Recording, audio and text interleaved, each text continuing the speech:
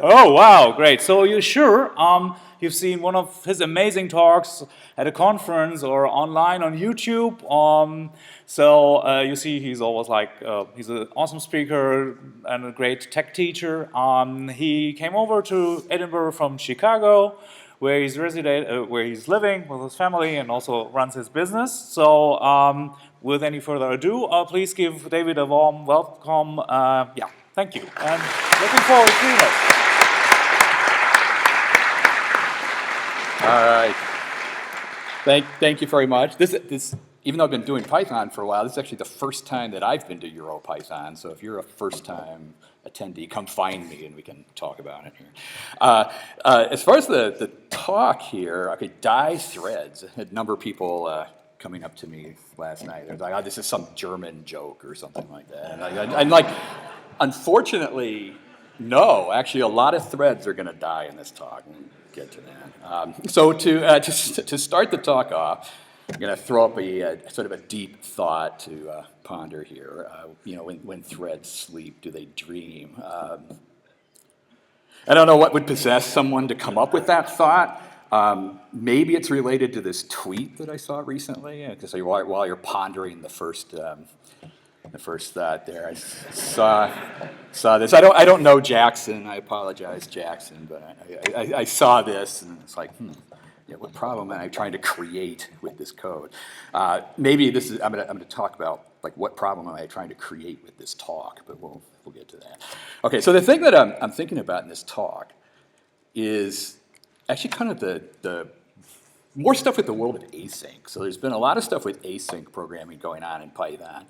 I've given some talks about various aspects of that. I'm not really going to repeat that here, but one thing with kind of the world of async is you have two different worlds of Python functions that have emerged. You have the sort of the normal nice Python functions, where the tomato case there, and then you have this async world of functions, the tomato case, the famous song here. And I'm really interested in the way that these two worlds kind of interact, because it's sort of a very interesting thing having a programming language with two different types of functions in there. And where you can get into sort of strange things is if you try to mix these two worlds together. Like if you try to write a normal Python function, and then all of a sudden you try to go into like async. The way you call an async function is with await.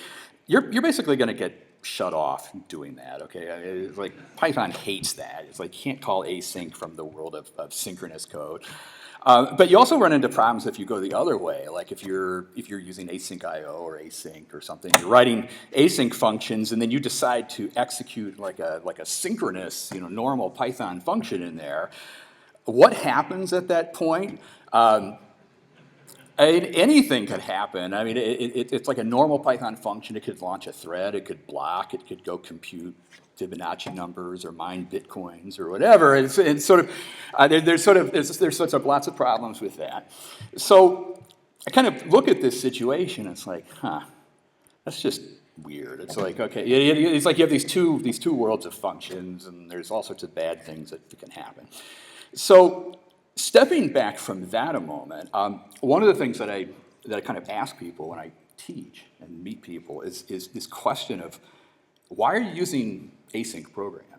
This is actually a big question. It's like, why would you go into this world of async where you have all these async functions and so forth? And typical answers that come up are things like, well, we're Twitter or Facebook or something like that. And it's like, oh, okay, that's probably a good use case. I mean, one benefit of async is large scaling, lots of clients and so forth. But a lot of Python programmers like myself, it's like, I'm not Twitter. It's like, I'm not doing things at that kind of scale. Okay, so I'm not really so interested in that. Another question, another response we sometimes get is, well, there's the global interpreter lag. And I sort of feel bad about that because I sort of blew up the GIL like 8 years ago in some talk, and everybody points at it, and it's like, Python evil because of the GIL. That's a little weird too, because if you get into asynchronous programming, it doesn't really solve the GIL.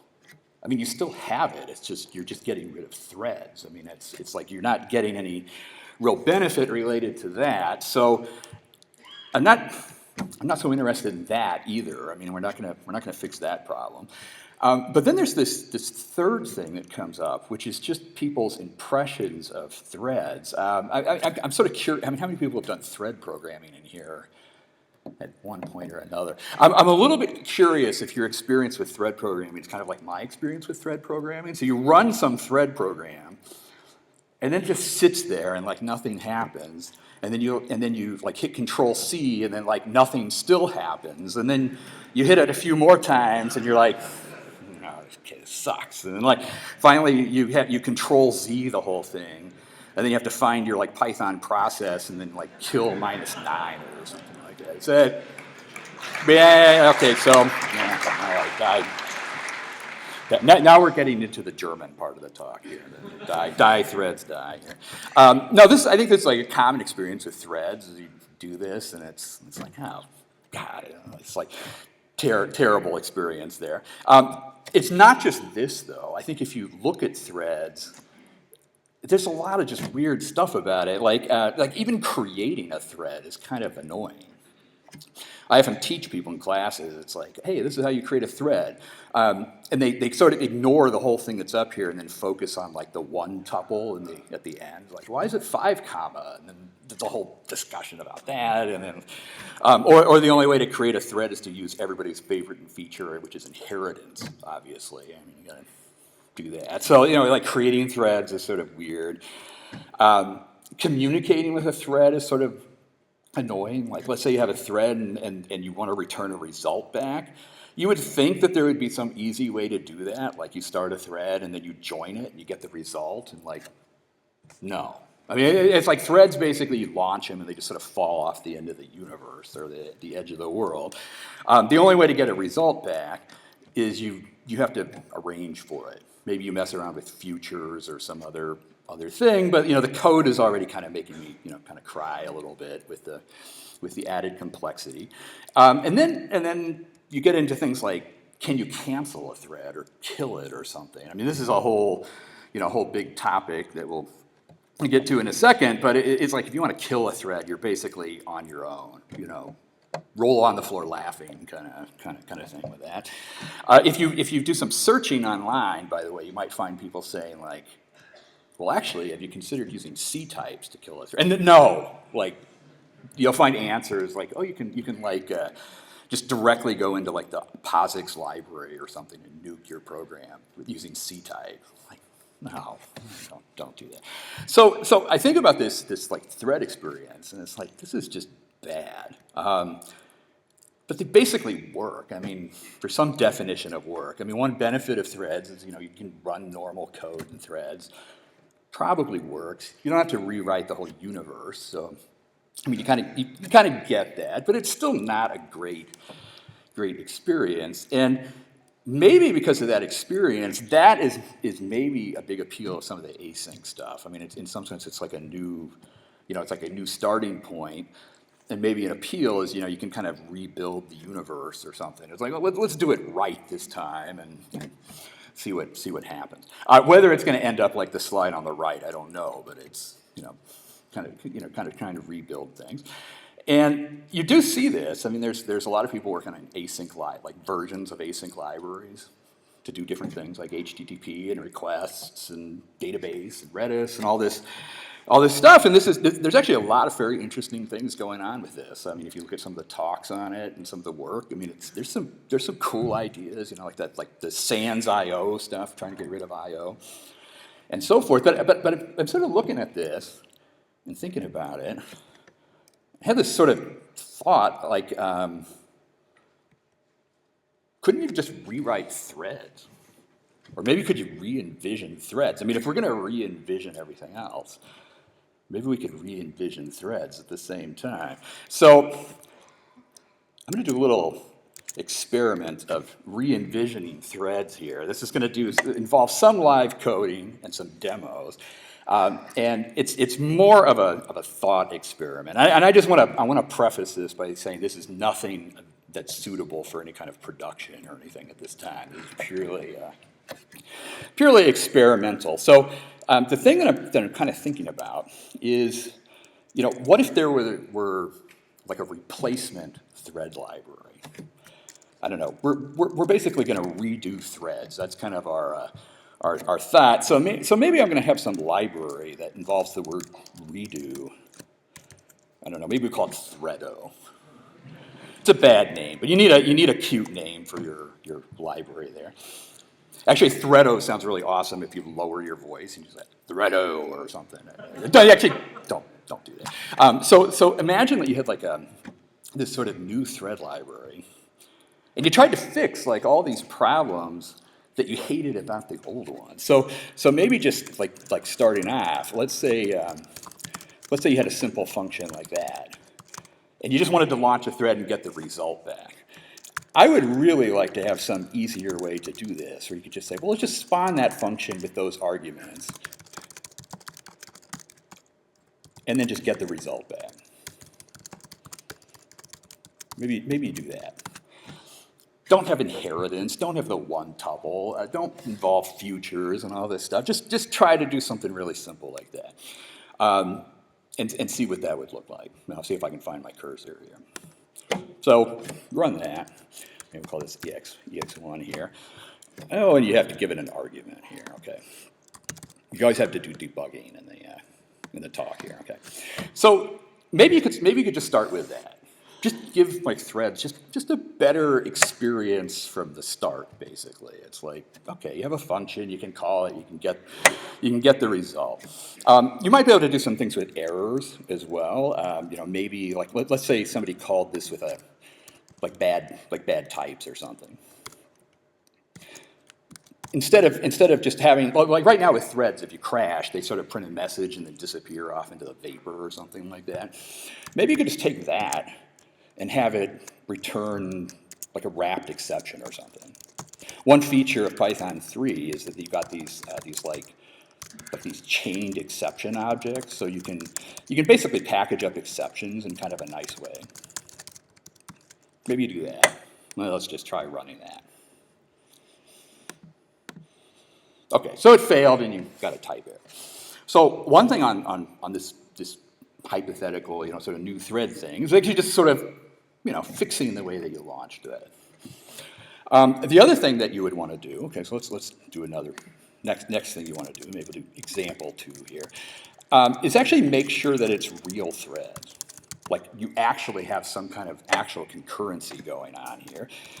So let's write a function that basically takes like a counter and some label, and then maybe does like some very intensive CPU calculation with it.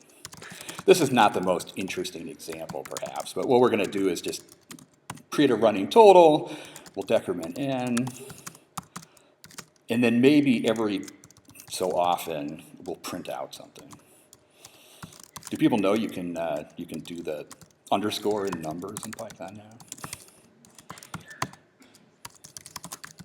Kind of a nice thing. So maybe you have a function like that. One of the things that we should have in this thread library is the ability to spawn like 2 of these things. Let's count down from like 60 million. We'll call this one thread 1. So the label is just so that we can see the different things are on.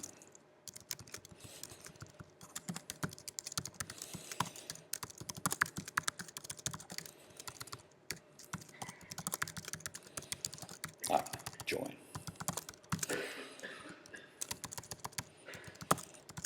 Okay, so maybe you have code like that.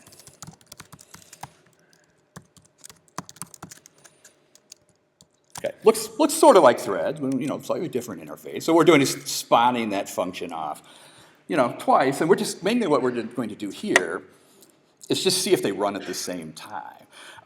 One of the things, just to note, if you were to do something like this in like an async framework, launching a big CPU-bound job like that would just grind the whole thing to a halt, and then nothing would happen until it's done. So we're trying to we don't want that.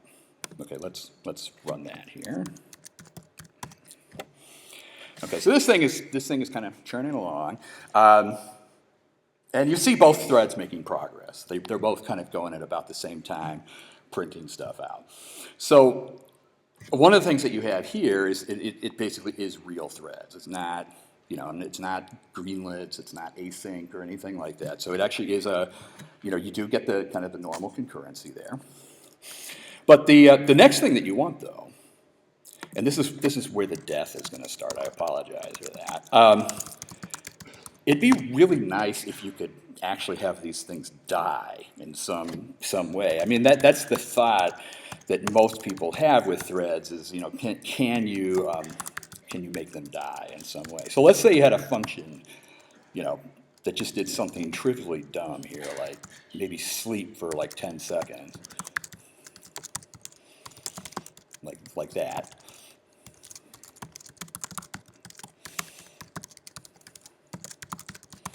We're gonna launch it, and then we're gonna sleep our. Well, let's just wait for it here. There's no result coming back, so I'm just gonna wait from it. So what this is gonna do is just sleep for a moment, and then run. I keep missing that main at the end there. Your job is to catch me on all typos, by the way. So you see something, yell it out, say, you're forgetting something. So this thing is sleeping for 10 seconds, and then comes back. The thing that would be really nice, and this is the thing that threads cannot do, is just have the ability to kill them immediately. Like, can I do something like that? So instead of waiting for it, can I just cancel the thing? Let's try that and see what happens. Okay, so yawn, and then it just comes back. I mean, you never see a return at that point.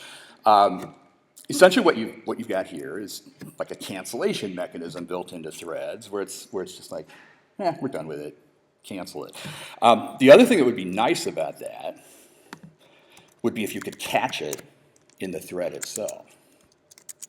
Like maybe you could wrap this with like a try except or something.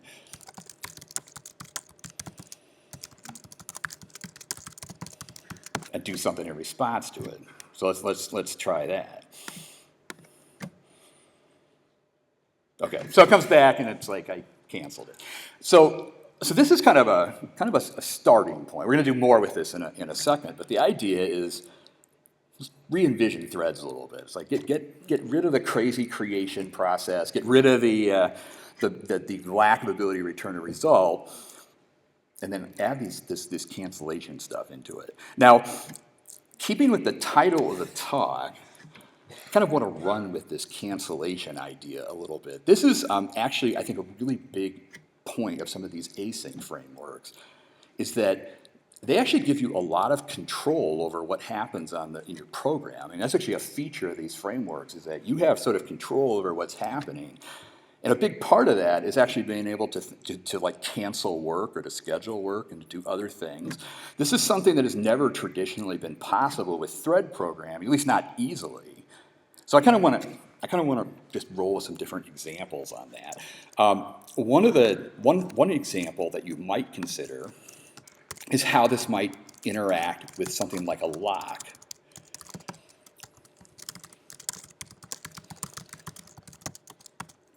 Already, we're in dangerous territory here. Actually, as an aside, if you ever read about thread cancellation, one of the things that you'll commonly encounter is like comments like "never do this," and then usually there's like a big long line, like laundry list of why. And locking is usually at the top of that list. Here's an example of what I'm talking about here. Okay, so I'm going to write a function that just sort of starts off. The argument is going to be a lock of some kind. And what it's going to do is basically acquire the lock, do some work. Maybe it will sleep for a little bit. We'll sleep for 5 seconds. And then come back like that. And here is the issue with locking. Okay, so let's say your library had some lock object. Threading libraries should actually have different kinds of locks. Maybe a lock, I don't know, maybe you want a semaphore or something, classic kinds of like threading, primitives like that. And what can happen is you might spawn like two different jobs. Like you could say, well, here's that function on lock, thread 1. There's the same function on the same lock, thread 2, and let's wait for them here. Okay, so we're going to wait for the two threads here. And let's just run that to make sure that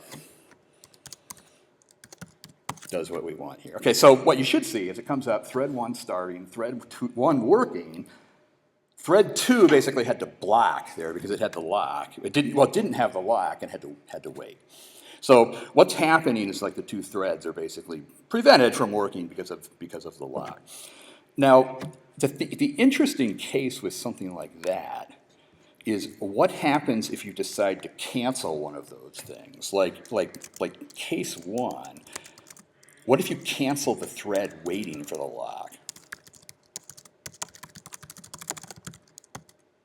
Like, let's say you do like a little bit of sleeping here, like you sleep for like 2 seconds, and then you just come out of the blue and you're like, thread 2, I'm just gonna cancel you.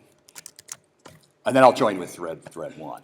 The question is like, what happens there? I mean, essentially you have this thread kind of waiting for a lock. Does it like cleanly step away from the lock when you do that? Or does some other kind of bad thing happen there? What you would like is it to sort of cleanly step away. So what would happen here is, the threads would start, you get thread 1 working, thread 2 done, and then you just never see anything more from thread 2. It's like, basically it got canceled, and it's like, done with that. The more evil case, though, and this is why a lot of people would tell you to never do thread cancellation, is essentially the opposite. What happens if you cancel a thread that holds a lot? So like, let's say you flip it around, and you just decide to cancel thread 1, and then join with thread 2. The reason this is evil, it's like you have this lock, you go into the code, and then all of a sudden it gets like a cancellation. It's like, what happens to that lock? I mean, if you don't give up the lock, I mean, essentially your whole program is just going to die like a horrible death. Or actually, it's not even going to die, it's just going to sit there, and then you're going to do like a kill -9 on it at some point. So that's kind of the more evil case is that. So let's try that. What happens here is it kind of went into thread 1 working, and then it just sort of never came back. The reason it never came back is that it got killed, basically. You never see like a thread 1 done thing. So something like that works as well. So in kind of this new thread library, you've got, you have the ability to like cancel locks.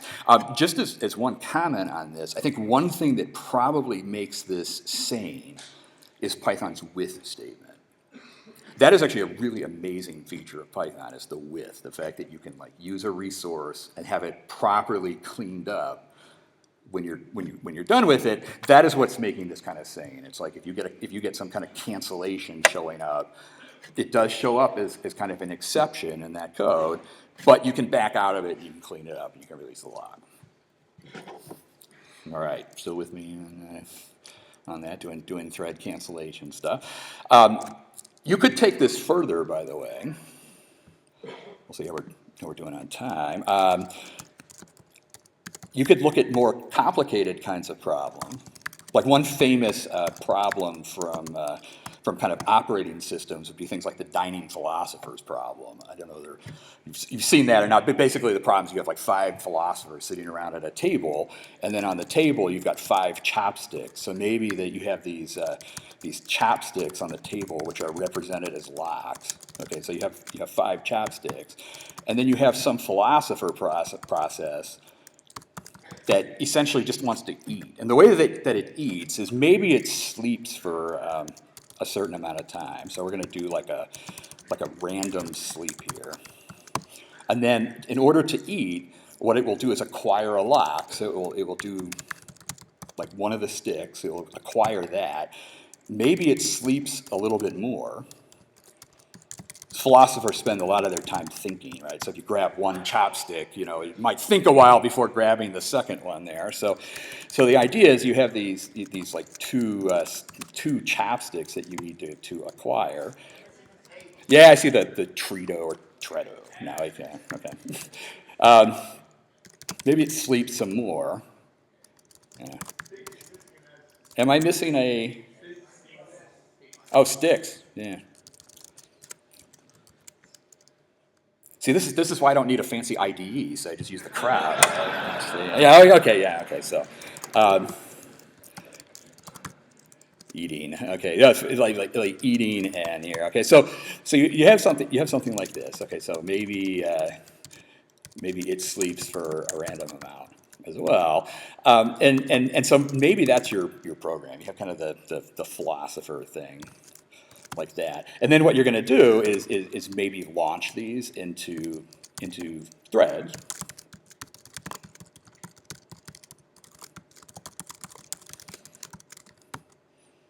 And then we'll maybe wait for them. Okay, so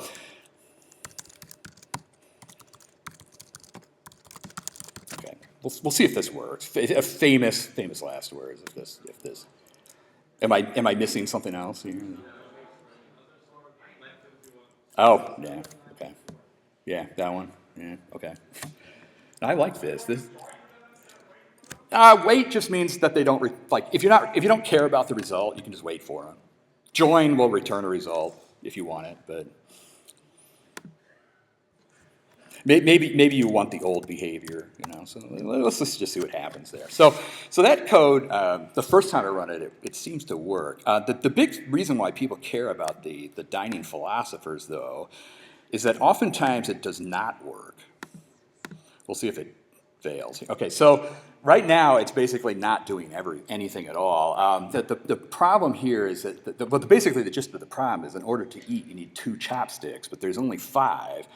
And what has happened is like every philosopher has reached out to 1 chopstick, and then nobody can make any progress, right? It's like, okay, so the whole thing is deadlocked. So the philosophers all starve and die, and now we're into like the dying philosopher talk, and it's like, oh, you know, that's bad there. So you spend a lot of time in like operating systems, you know, thinking like, well, okay, how do we avoid this? How do we make the philosophers, you know, play nice with each other, and so forth. We're not going to do that because, you know, the age of diplomacy is over. So, you know, kind of thing. So instead, what we might do here is maybe we could just drop like a timeout on this thing. Like we could say like, you know, with you know, threado timeout after I don't know, after 10 seconds or something. So we're gonna try to do this like waiting thing. And then instead of trying to avoid deadlock, we're just going to do like a deadlock recovery thing. This is by no means graceful, but what we'll do is we'll pick out like a random philosopher, and we'll just cancel it. The thinking here is that if one of the philosophers dies, it will drop its chopstick, and then the rest of them can make progress. Yeah, I gotta fix that. So we'll do that. I don't know. Let's try running that. Actually, you know, if the philosophers do have the option of dying, we probably should give them like some option to ponder it briefly. Actually, so.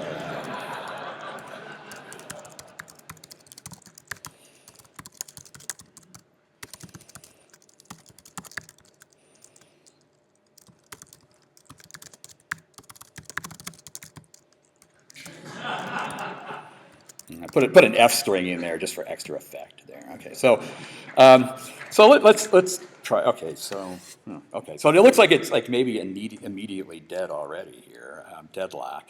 What was my timeout? 10 seconds. Oh, random int. Oh, okay.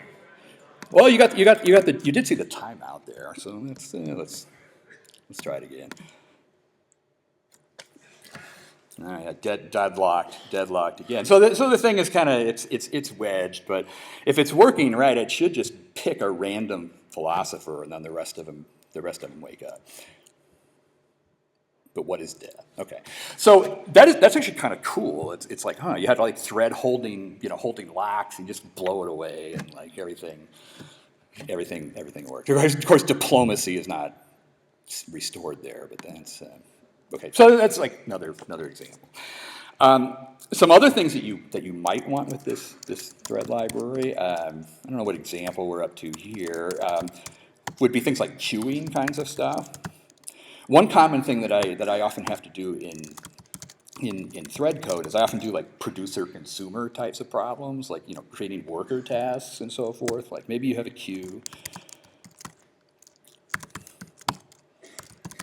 We'll do something like this, like item is equal to queue get.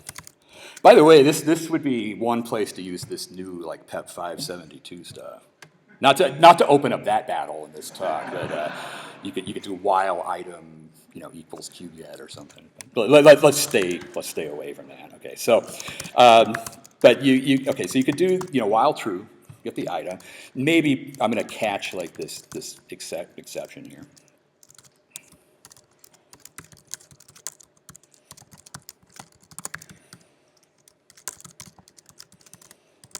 Okay, so I kind of do this stuff with workers a lot. So here's what's going to happen here. Maybe you want to create like some kind of worker pool. Okay, so you're gonna create like a queue of some kind, and then what I want to do is I want to launch a whole bunch of workers, but I want them to be under like some kind of central control of some sort. One of the things that's really cool that's going on in kind of the async world right now is a whole bunch of stuff with like task groups and cancellation sorts of stuff. This is something that Nathaniel Smith is working on a lot, like the Trio project, if you've encountered that. So it would be really cool to have something like that in our thread library. Like maybe we could make like a thread group of some kind, where you create a group of threads, and then you could basically launch, like you'd say, okay, I'm going to make like 4 workers.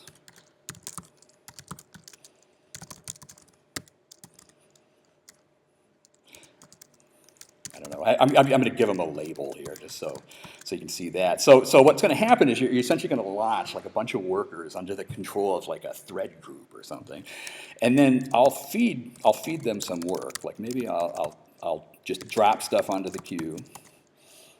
I'm going to slow it down a little bit just so you can see it work.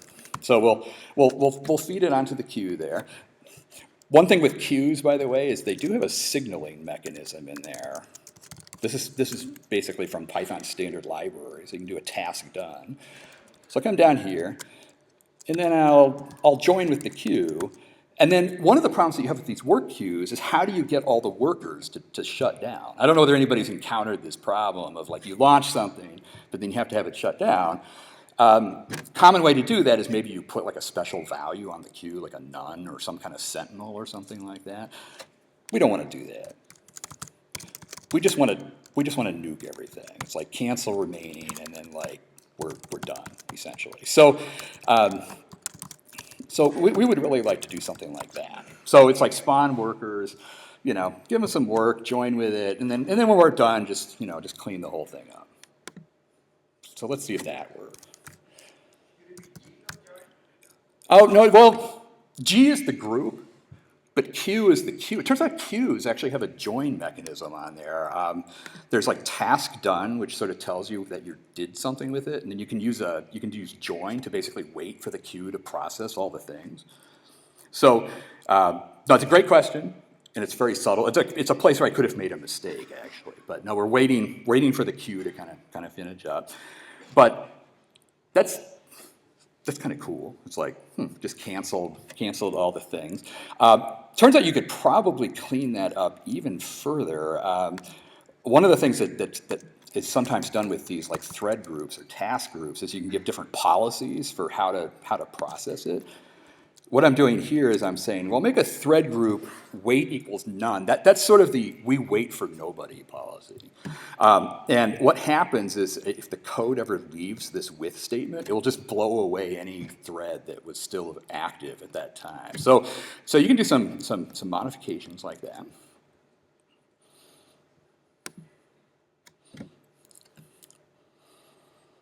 Is the thread processing order for Oh, like the ordering of that? I don't know. I don't know. You want it to be predictable? What? There is some element of fairness in that, but that might be an accident. So I'm not willing to bet on that. One thing I also do want to talk about. I want to go back to this spinning thing for a second here.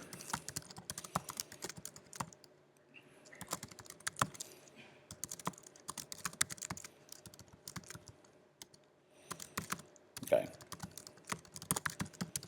I had this example with CPU-bound tasks at one point. I want to emphasize that everything that's going on here is thread code. I mean, it's like if I were to come in here and just say like threado spawn spin at the start of this thing, and then run it, you will see it. Oh, I have to give it some arguments here, like spin from like 60 million. Like that, and run it, you will see that running concurrently with the other code. So it's like it's getting workers, and then you see the spin stuff happening at the same time. The presence of that CPU-bound loop, it's not shutting down the rest of it. Like, so this is not async that's going on here. I also want to point out that the cancellation on this is also not totally unconstrained. It turns out that if you were to put that spin thing like on a thread group like that, like let's do like maybe 100 million or something like that, the code will that will work, but you can't actually cancel anything that is spinning on the CPU. That is actually probably a very good thing in a thread library. It turns out if you allow something to be canceled just on some random instruction, that's really bad. So in this framework, the cancellation actually can only take place on things that block. So things like get operations, blocking on sockets, that sort of thing. Okay, so that's kind of another interesting thing. Now, a final thing. I'm getting kind of a 5-minute timer here. We're almost done. You would definitely want this thread library to be able to work with things like sockets and other things for like network programming. So the final thing that I'm gonna do here is do a die request exam. Now this is not that I love requests. What I'm talking about here is it would be really cool if you could take like this library, like the Threado thing, and then let's say Threado had like, I don't know, some kind of magic thing that you could do. We're not going to get into the details of that, but like let's say you could, yeah, you don't want to know that. Import request, and then maybe, I don't know, maybe you could have some function where you fire off like a request somewhere.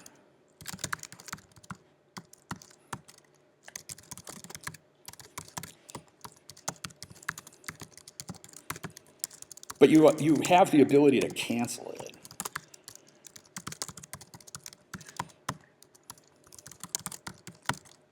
Okay, so maybe you do something like something like this. You'd say, okay, let's make like a thread group.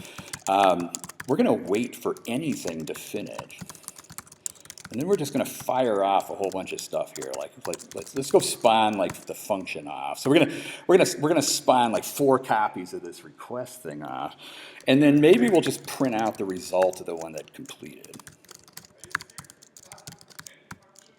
Yes. We'll talk later.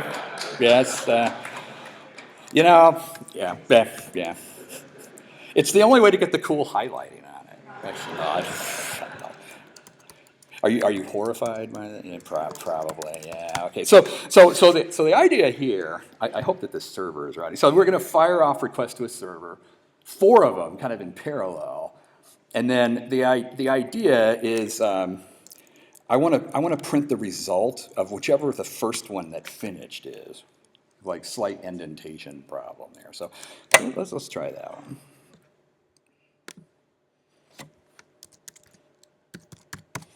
Okay. task or connection error. I might have like, I might not have a server running on that, so let me check it real quick here.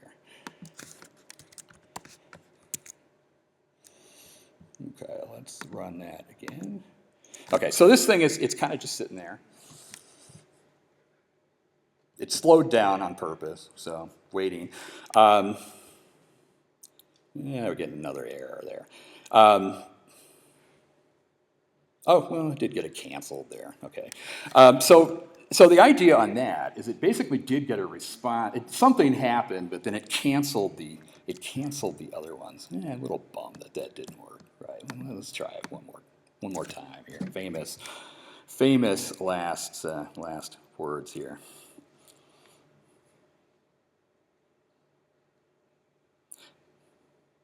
I can always use my excuse that it worked this morning, right? So, yeah. Oh, okay, there it worked. That's the network. Nothing ever works on the network. So, the what happened there is basically fired off like a bunch of things to request, 4 of them, and like 3 of them were canceled because the result came back, and the last one came back with result die threads. That was the response from the other machine. So, this is the kind of stuff I'm thinking about in this kind of re-envisioned thread framework. You know, it's like, okay, we're going to re-envision threads. Most of it is about just killing threads, because that's like the best thing to do with threads is to see them die and so forth. But I think more than that, it's actually just having a lot of control over what the thread and like, what can you do with threads? Can you do like way more with threads? Can you put them in groups? Can you kill them? Can you get results back? Can you just totally re-envision that thread programming interface? And what would it be like to do that? I don't know what you thought of that demo, but I think it's kind of cool. It's like, that's kind of interesting. And it kind of brings me back to the opening slide. So when threads sleep, do they dream? Here's the gist of this talk. Do they dream of the kernel? And by the kernel, I mean the operating system. Like, are threads, when they're asleep, are they sitting there dreaming of, like, icy plains of penguins, like, flapping around and, like, you know, Linux and all that kind of stuff? Like, are they dreaming of the kernel? Or are they dreaming of an async event loop? What you saw in the demo is that. It's a re-implementation of threads on top of async. It's a very interesting kind of concept. But I have to give you like the French ending to this talk, where I just leave you hanging. Like, how in the world does that work? So we're pretty much out of time. I guess the thought on the talk was maybe just kind of throw kind of an interesting, wild concept out there.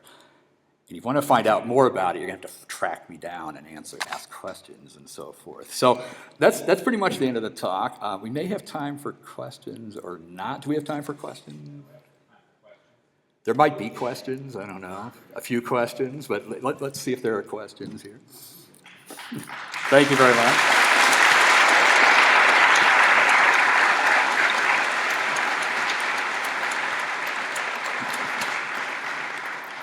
Thank you very much, David. It was a great keynote. So if you have any questions, please, we have 2 microphones. 2 mics, okay. You have to walk here. We don't bring the microphones as usual. So if you want a question, queue up, and we maybe have time for 3 to 4 questions. And please keep them short. And while first people fighting to their way to the microphone, please always remember, questions are about asking something and not about yourself. No, you're first. Okay, so that works. So you showed those threads that do CPU-bound stuff, and they work concurrently. Yes. And it runs on a event loop, but does it actually use a couple of cores? Is it like multi-processing or not? Or? So the multiple threads running that you saw running concurrently, they are actual Python threads, and they are subject to the same limitations of the GIL. So there is the GIL, there's the global interpreter lack. They were just created in a slightly different way. So a bit mysterious. A bit mysterious. I might uncover the mystery here in a second. So yeah, we'll see. That's great, thank you. I was just wondering, are you actually using the new editor This is Or is it just for the no. I am using the question. Am I using the Moo editor? And the answer is yes. I did modify it to take away command completion though, because I don't like windows popping up during talks and stuff. But no, it's the Moo editor. One comment, just a side comment. I'm really interested in editing environments for Python beginners, and I've used idle for a long time in teaching classes. I'm kind of excited that Moo has come out in a way that it can run just standalone. I know it's very early, but it's kind of I thought I'd try it out. So, yeah. Have you gotten as far as building an actor model on top of Shredder? Not with this project, no. So. What you've shown is crazy and evil at the same time, as usual. What I was thinking about, the thread sleep function can be cancelled, but time sleep cannot be cancelled. How can you tell the difference? If you just see a sleep and you don't know whether it comes from threader or time, if the function can be cancelled or not? So you were actually onto something very critical with that. It turns out that in order for this library to work, you have to use the functions that it provides, like threado-sleep, like threado-lock, threado-queue, and so forth. It is very analogous to these async frameworks, like if you use threads and async IO, or not threads, but locks and async IO, you have to use the async IO locks and queues and so forth to do that. If you choose to use the other sleep, like let's say you use time sleep or you used a regular threading lock, the code will still work, but you lose cancellation. That's the only thing that it's essentially like, well, because you're not using my thing, you can't cancel it. So the worst penalty would be that. You're actually on to what is happening in this library. I kind of anticipated that people was like, what in the world is going on in this thing? Here's the basic gist of this library. If you're in a thread and you block in the operating system kernel. You work your way down from Python, you go into CPython, you go into libc, you hit the OS kernel, and you're in the kernel, and you're like dead at that point. You're not coming back until the kernel says that you're dead. The gist of this talk, though, why does it have to block in the kernel? No, like why does it have to block in the operating system? Why not block on an event loop? You have async IO, you have event loops. You could go block over there. Like basically sleeping is sleeping. It's like, doesn't matter where it takes place. And so, I mentioned it's like this is a thread library implemented on top of async. It's actually running an async event loop in the background, and every single time it does a blocking operation, it essentially says, you go block over there, like block in the event loop, and tell me when you come back. So it's sort of an interesting, kind of weird thing. But that's what's happening. The reason that and because it does that is why you have to do the special, like you have to use the special object because they're programmed to do this like redirect. Okay, yeah. Did you build the interaction between some async code and some threado code in the same code base yet? Yeah. So this whole implementation is written on Curio. I don't want this to be like a Curio talk, but that it's essentially using a feature of Curio that allows threads and async to work together. So in that context, they do work together. I wouldn't say that's like specific to that library. I mean, you could make it work with other stuff. I just haven't. So. Okay. So, last and final question for the keynote. So, thank you, great talk. Could you explain a little bit what's going on with the more magic? More magic? Oh, you had to ask about the more magic thing. The more magic thing. So in order to get this to work with third-party libraries like requests, mainly what I need to do is I need it to use my socket object. Turns out that Threado has its own socket object. And the only way that I can get it to work is for it to use my socket object. So it's essentially what I'm doing there is temporarily replacing the socket module with a replacement. It would be like using the monkey patching in like G-event or something. Preferably, I would not want to do that. I mean, you can actually get requests to work without monkey patching the socket module, but it involves this really crazy chain of inheritance and making like session objects and other things. But that's what that was doing. Is essentially just getting it to use my socket object instead of the normal one. Okay, thank you. Okay, thank you. All right. Yeah.